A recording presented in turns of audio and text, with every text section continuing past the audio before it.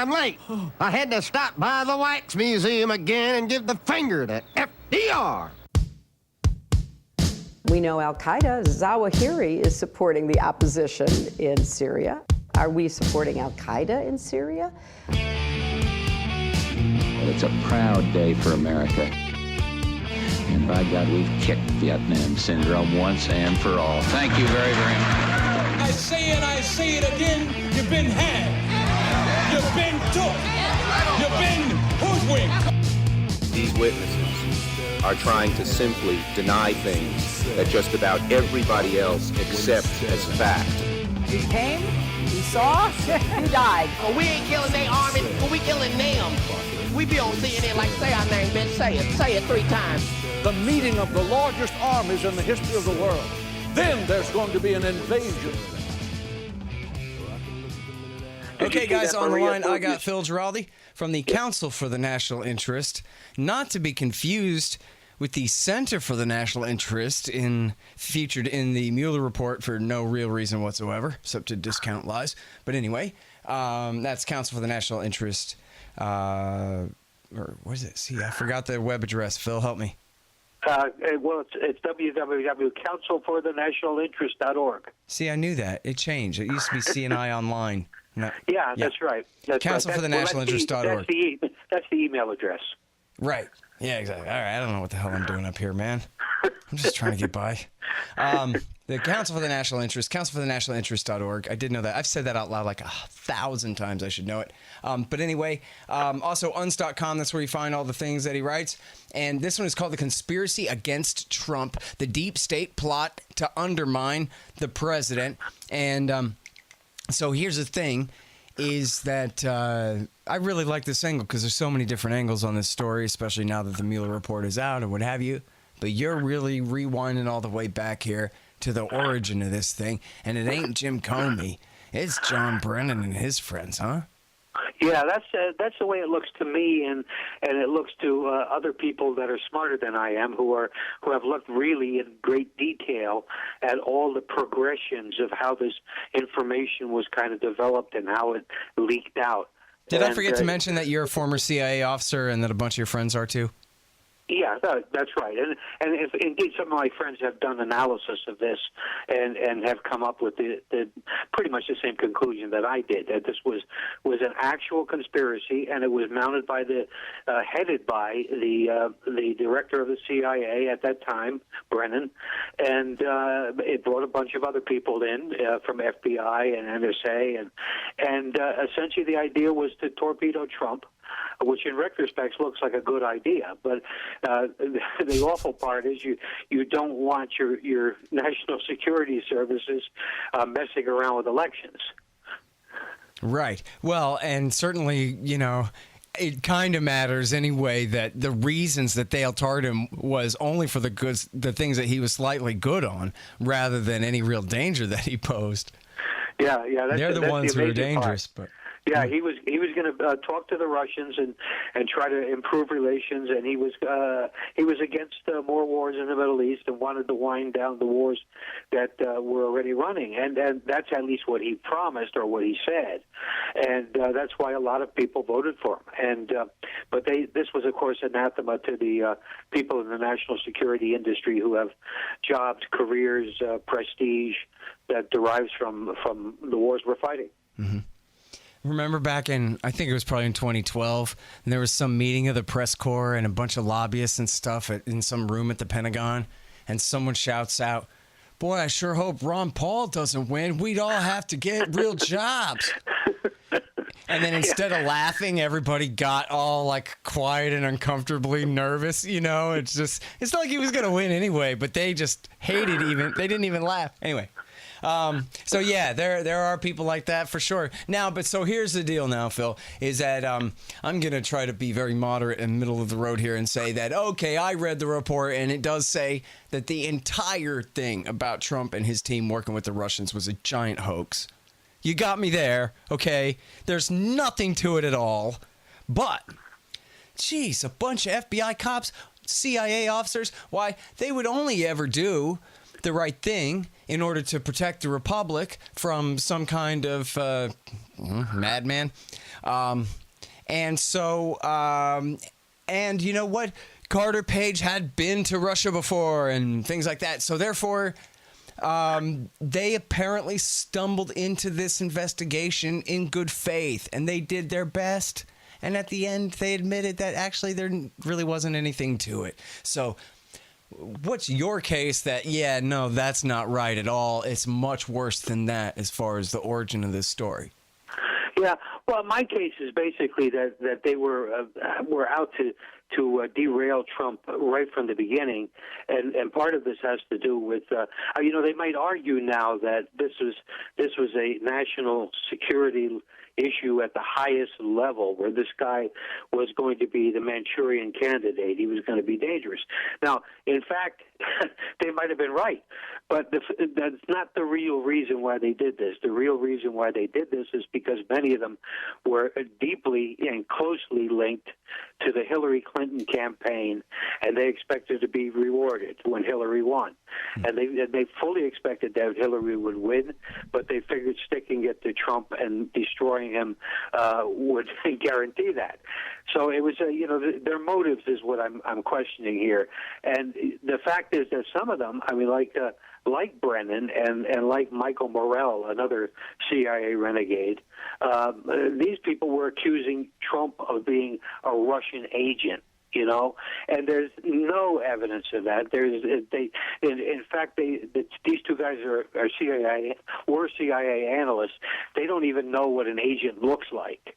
And the way they described Trump being controlled by the Kremlin didn't make any sense to CIA officers who actually know anything about that sort of thing. Mm-hmm. So it's like, there was this thought about, why we did this. This is for the good of the country. Well, that's bullshit.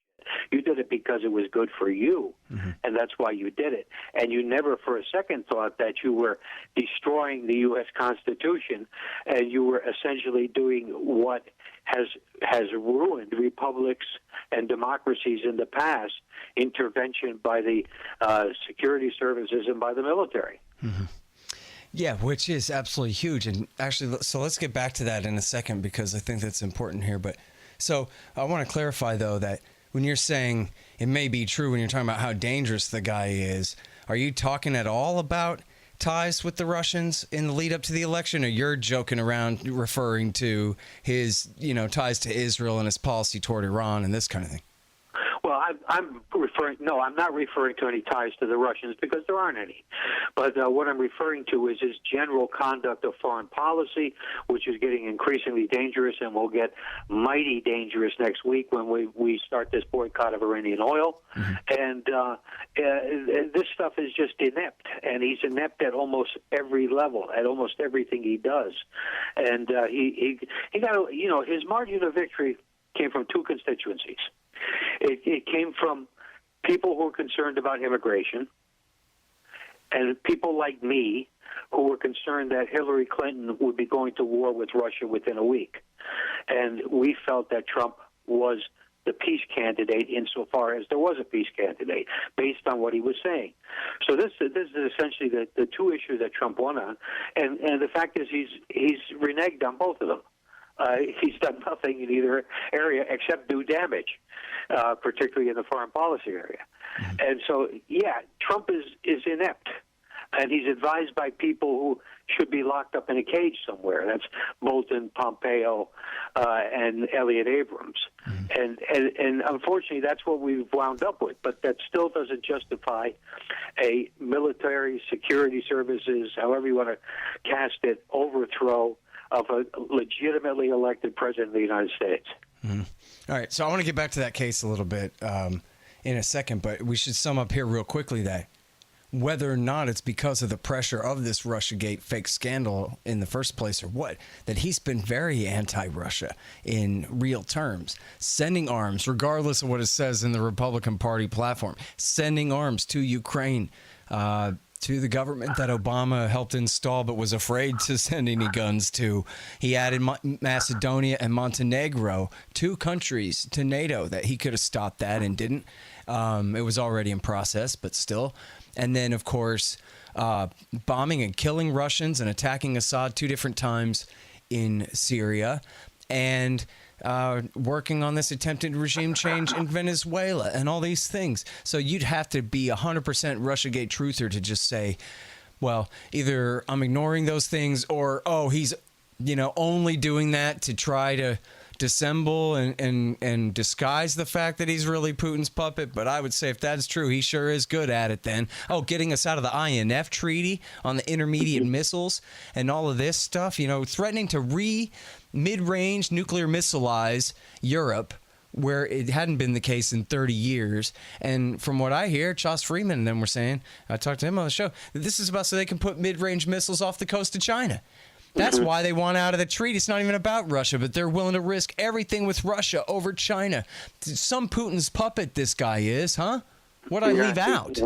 Yeah, exactly. Well, actually, you left out the bill in Congress, which is seeking to have Russia declared a state sponsor of terrorism, and is seeking to have some militias they've allegedly identified in Ukraine as terrorist groups sponsored by Russia. Yeah. So unlike the Azov Battalion and those guys aren't terrorists, though. Yeah, unlike those guys, yeah. So that's exactly it. It seems every week there's something new. Just like every week about Iran, there's a new escalation. There is an escalation in terms of the sanctions, in terms of how we're punishing Iran, and I mean, right now we're fighting basically. I don't care what anyone calls it. We're at economic war with Iran. I mean, this would be an act of war if we did this to Britain or did this to France or Germany or Russia or China. This would be considered an act of war. And so I'm absolutely astonished that these idiots in Congress don't see it, don't understand just how dangerous this situation is. Mm-hmm.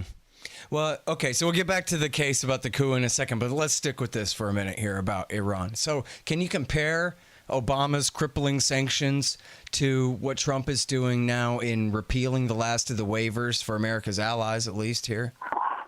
Well, I think this is what Trump has done since he ended the participation in the nuclear agreement a little over a year ago, has basically been a series of escalations against Iran. We started out by renewing the sanctions that had been removed when the agreement was made, and we never removed many of the sanctions that were supposed to follow on to Iran showing compliance. So those sanctions were still there, and we added the old sanctions on top of them, and we've been adding more sanctions ever since at intervals, and basically many of the sanctions are against the Iranian government per se, but it also includes sanctions on financial services, which means that the Iranians cannot get credit essentially, and cannot buy medicines, they cannot buy food, and there is clear evidence that there is starvation and people are dying from inability to get medicine. So this has been going on and on and on. But now, I mean, we're playing hardball when they were declaring that part of the Iranian military is a terrorist organization, and then next week is the big one. Next week is we are telling a bunch of countries, a number of which have already said they're not going to comply with our demands: Turkey, Russia, China, India, probably, and basically it's going to be interesting to see how this plays out. Yeah, one of my favorite quotes of you is, "Hey, the Iranian government tried to kill me before. I'm not a big fan of them," and yeah. So I like that, but so let's stick with this topic for a second more, because I actually have a new email friend who I'm pretty sure is asking me earnestly and in good faith, although he's a really tough nut to crack on this one, that yeah, but what about Iran this and what about Iran that? And they blew up our Marines in 1983, and don't they support the Houthis? And what about Iranian danger? And TV says all the time, Phil, that they're the greatest state sponsors of terrorism in the world. They're trying to take over the whole Middle East, and we've got to roll this back. They chant death to America and all these things. And, you know, I know that you come from the right. You're a former CIA guy, and you're a patriot and all of these things, and the Iranians tried to kill you before. And so it seems like you're in a pretty good place to add some maybe realistic perspective to Iran's role in the world and America's role over there. And, you know, maybe what are the real clashes between our interests as well as the fake ones? Well, the thing is that the whole case against Iran is somewhat contrived.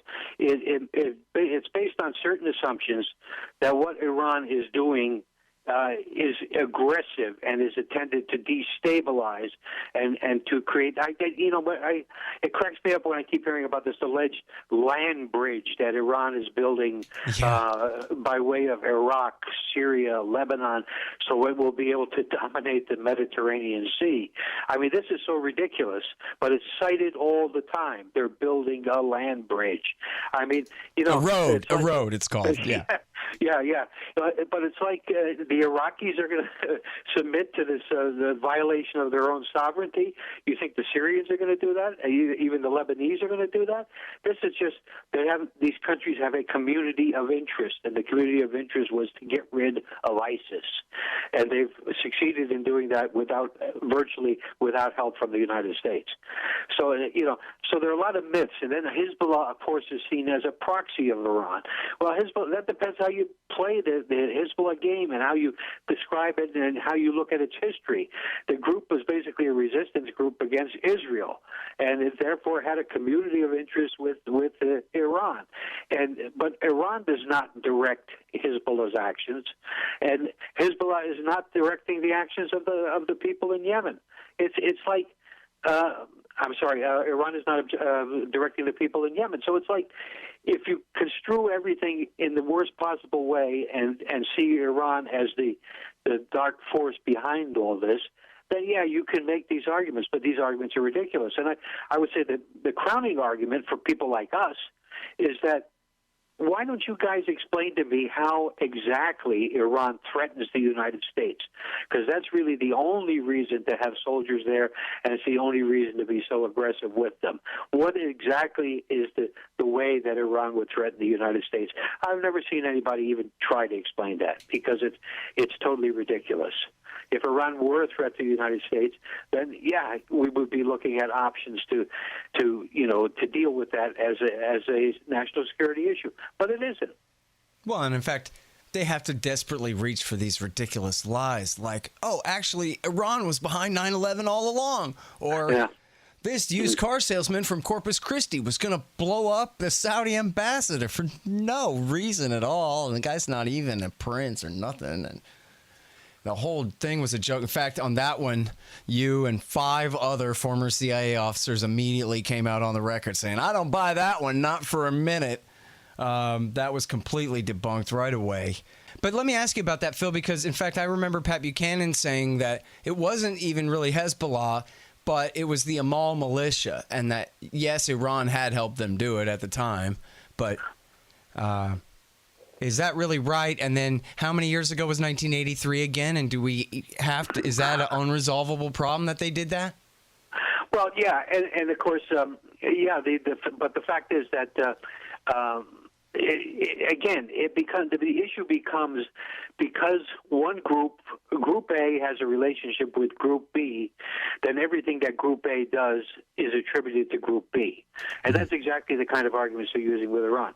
And there's also the Khobar Towers, which, of course, was blamed on Iran in Saudi Arabia, right, but in fact was carried out by al-Qaeda. That's what I was referring to before. Right. And so, this happens time and again. If Iran is going to be the enemy of choice, then we have to make arguments that convince people like your friend emailing in that Iran is definitely a bad player that's out to get us.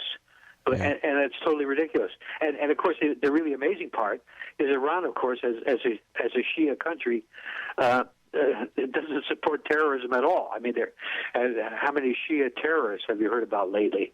So the fundamental thing that started us in this war on terror, got us going down the road, terrorism, they're all Sunnis, and yet we're somehow trying to desperately implicate Iran into the terrorist game, which it's not into. Right. Hey, you guys, here's how to support this show. First of all, buy my book, Fool's Errand, Time to End the War in Afghanistan. It's available in audiobook, read by me. Check out all of that at foolserrand.us. Of course, subscribe to the podcast feed at scotthorton.org or at libertarianinstitute.org. And all the archives are also on YouTube, youtube.com/Scott Horton Show. Support me at Patreon. Anybody who supports at Patreon or at paypal.com for $5 a month, and you will get access to my private Reddit group. There's about 150 of us in there now. It's a great little group. A real improvement on my former life on Twitter. And you can join it up too. Go to scotthorton.org/donate to find out all the details about that. Donations of $50 will get you a signed book, $100 will get you a silver QR code commodity disc, or a lifetime subscription to Listen and Think libertarian audiobooks. And yes, of course, I take Bitcoin and every other iteration of that kind of thing. That's all at scotthorton.org/donate. Also, shop Amazon.com via the link at the top right-hand side of my page at scotthorton.org. And hey, give me a good review for the show on iTunes or Stitcher or Google, whatever the hell it is. And Amazon.com if you read the book and liked it. And thank you for your support. Well, and it's so obvious, too, when they say, oh, radical Islam and over there and, Muslims. Well, hey, there's a massive regional, alliance/sectarian war going on between the Sunni Saudis and their allies and the Shia Iranians and their allies. And they're fighting over land and power and money and influence and old grudges and all these things. But we're supposed to just lump them all in together and ignore the exact most important distinction that you're making there. Did Hezbollah knock down the towers? No. So, who's really the worst terrorists in the world? Is it the Shia Iranian side, or it's our friends, the Saudis, and their Al-Qaeda shock troops? Yeah, I think, if you really look in terms of who is, if you consider radical Islam as being legitimately the enemy of the rest of the world, who's supporting these people? It's the Saudis and some of the Emirates. Some of these, in fact, even including the Saudi royal family. I mean, this is, pretty much well known.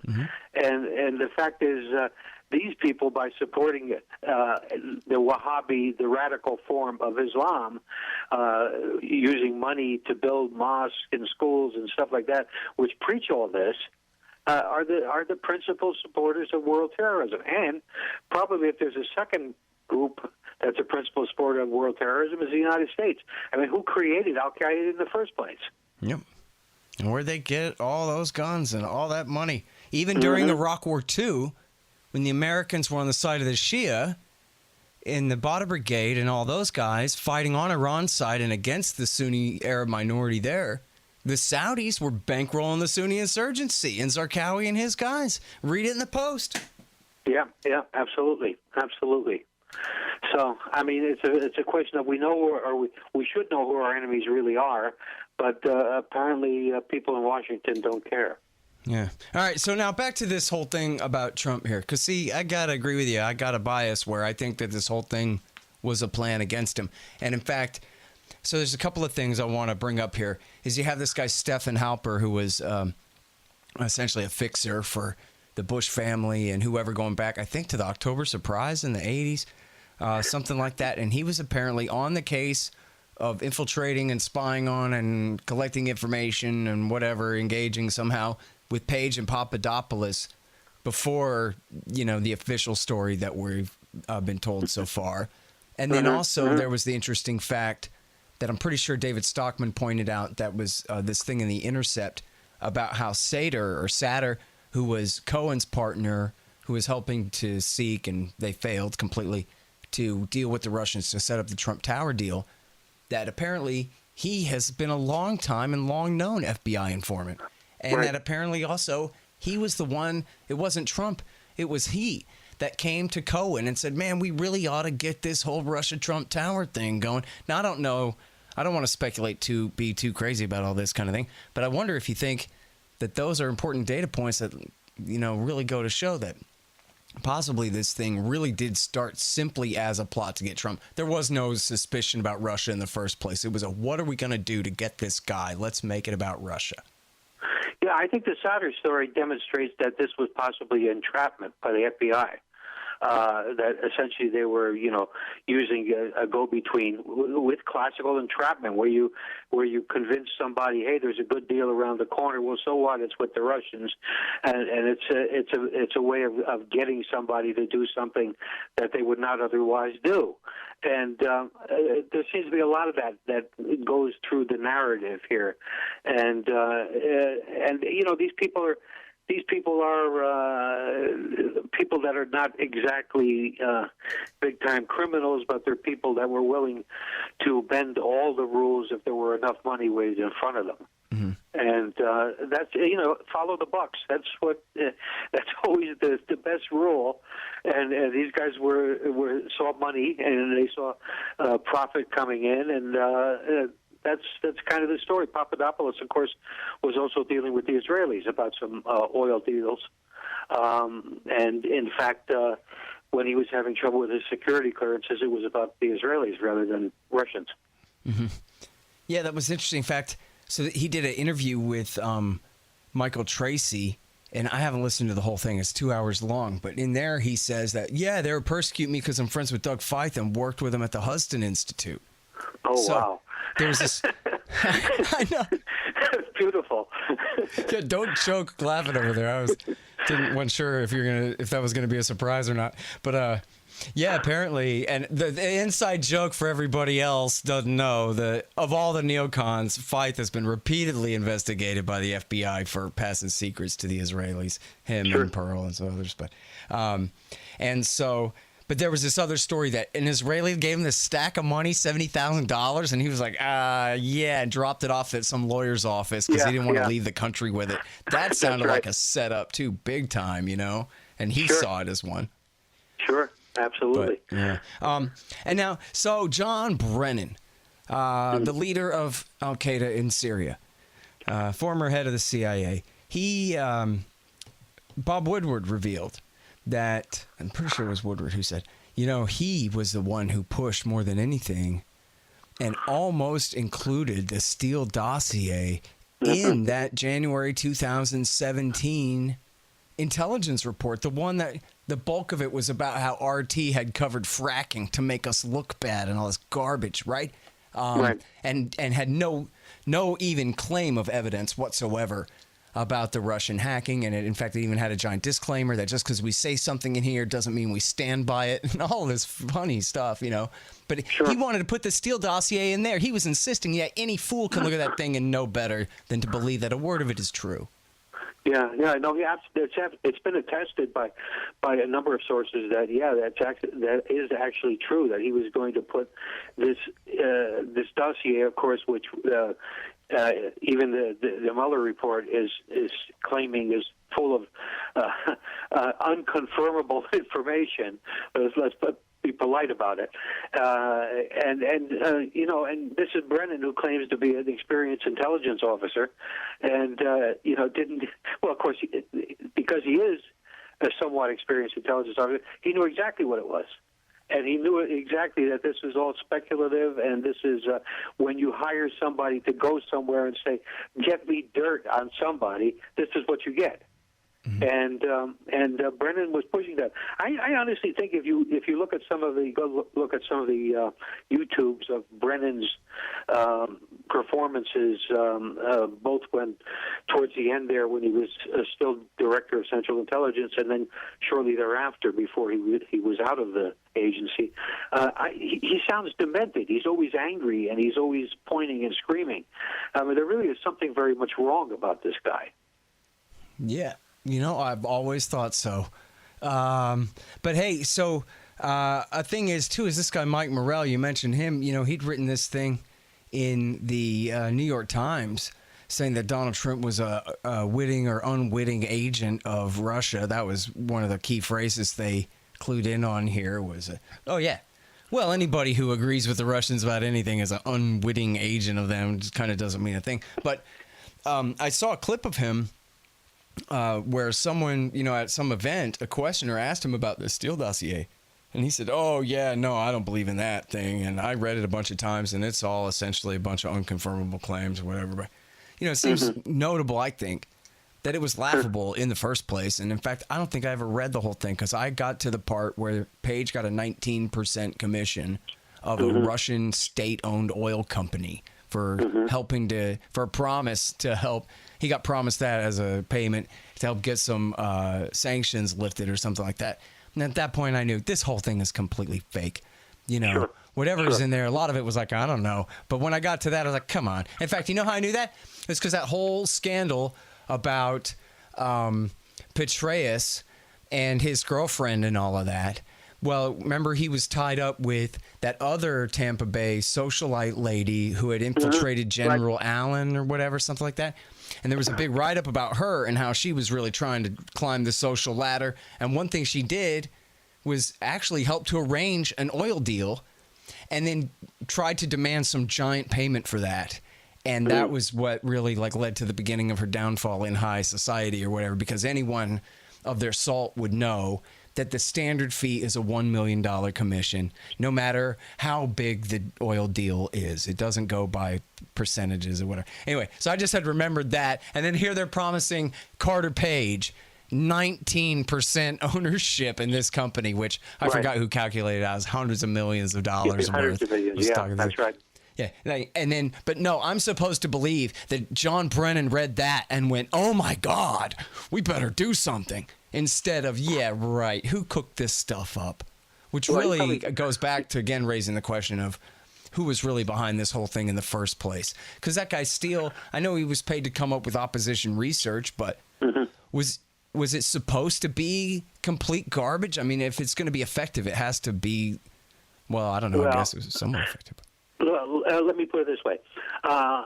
Between my two stints in the CIA, I worked in the private sector for a while for a security company that did exactly this kind of stuff. And when a client was paying you good money and he wanted a product that would provide the dirt on somebody, you went out and dug up the dirt. And you knew, and he knew, that a lot of this stuff would be unverifiable, but that was all part of the game. That's the way it worked, because he wanted to get negative information on whoever the target was, and you, as a private enterprise person wanting to get paid and wanted to make more money than that, would give him exactly what he wants. And it's so I was not surprised when I saw the Steele dossier. I said, hey, I've seen this 100 times. And the fact that they couldn't pick up on it, or worse than that they did pick up on it but decided to use it anyway, shows they're idiots. It's just depressing. I mean, that's the whole thing, is them using it anyway. And then, it's just like with anything else with the FBI. They're always trying to CYA and making problems worse, just like with all the terrorist attacks in the 1990s that they refused to get to the bottom of because they'd be embarrassed by the truth that they could have stopped if they'd done their job the last time. It's that kind of thing here where they go, well, we tried to stop him from getting nominated, and that didn't work. So now that he's the nominee, we got to try to get enough controversy here to stop him from getting elected. And then when that didn't work, they, were even a worse panic. They remember this thing? I love bringing this up because it sounds so silly. I know that I risk sounding silly for bringing it up. But no, it's really a thing. That they had a plan. They were going to have Mike Morrell go and brief the Electoral College about how this is all unfair and the Russians stole it from Hillary and they should give it to her instead. Or at least they should hang it and send it to the House of Representatives so that they can make Paul Ryan or maybe Colin Powell the president instead. What in the world? I mean, these people are completely crazy. And then they go straight into the whole expanding the counterintelligence, making it a criminal investigation of Trump, and now an obstruction of justice case against Trump and all these things. I don't know, man. It seems like, as you were saying before, this is a pretty big deal inside the constitutional system is the kind of thing in other countries that sometimes leads to irreparable damage in the way that the system is supposed to work with these regular elections and this kind of thing. Yeah. It's the thing is, it's not to defend Trump, to be saying these things, because Trump does what he does, and in 2020 he's going to have to face the voters for what he does or doesn't do, and certainly a lot of the criticism of Trump has been right on target. But the fact is, we live in a country where we've just gone through an experience of the security services essentially trying to change the result of an election. And that is serious stuff. And the Democrats are not even kind of getting that, or if they're getting it, they don't want to say it. I read somewhere, I think in the New York Times actually, Lawrence Tribe, the lawyer, the preeminent lawyer from Harvard University, who is now saying we have to continue the investigation because otherwise Russia will meddle and change the results of the 2020 election. I mean, this is idiocy, Well, the head of the DNC said we are at war with Russia. Yeah. Right now. Yeah. This is, and it's been said numerous times, and these people really do believe it. This isn't just PR from them. This is PR that already worked on them. They're just regurgitating it about how this is just like the time the Japanese attacked us at Pearl Harbor and the time Al Qaeda attacked us in New York City and this and that kind of thing. They don't have, they have no context for, even if this was true, how bad it really is or isn't at all. But they're in a real panic. They're so driven by this. And they're so, and this has been apparent for a long time too, that regardless of however the Mueller report ever came out, that these people are never climbing down from this. I mean, we're talking about a level of belief in an explanation for the way things are here that cannot be shaken. The only solution for them is for a Democrat to get elected finally or something. Otherwise, they're going to be stuck like this in this madness, Yeah, I agree. And I've seen that, on Twitter, not just like the kooks themselves and the media kooks, the centrist kooks, but all of their retweeters and all of their kind of random believer-inners of this stuff is that, I see it on Reddit too, where any dissent against any of this stuff is obviously Russian influence thing. And any accusation against Russia, against Assange, against whoever that's part of this story, all of it sticks, no matter how ridiculous it is. They all believe it anyway. Even the stuff that contradicts the other stuff. And it's really a level of delusion it's pretty damn dangerous. And it goes back to the same thing, same as Iraq War II, right? Is that, come on, man. I mean, if it wasn't true, they wouldn't be saying it.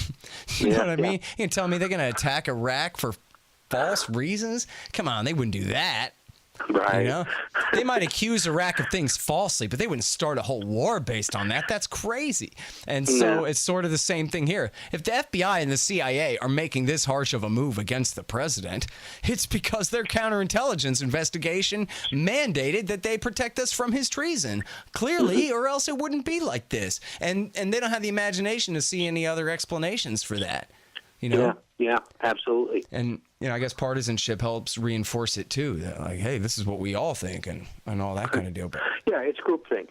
And the groupthink is that Russia interfered in the 2016 election. Now, I don't deny that Russia was fooling around in the 2016 election, but there's a big difference between what intelligence services do, because I used to do this stuff myself, and whether this really is destabilizing the situation or creating a different result. And, of course, there's no argument to be made that it either destabilized anything or created a different result. Mm-hmm. Are you skeptical at all of the story that the GRU did the hacks against the DNC and the Podesta campaign stuff? Yeah, I've been following those stories. Yeah, sure. But I think the evidence is still remains to be convincing. Yeah. That's what I thought you'd probably say, because I agree with that. They haven't tried to prove it, right? They just assert it. Just like with the rest of it. They just go, come on, everybody knows this is true or else you're a dummy. So that's right. You don't want us to call you dummy, do you? Right. or a Putin puppet, Yeah. a Russian Putin robot. puppet, of course. Mm-hmm. Yeah. All right. Well, listen.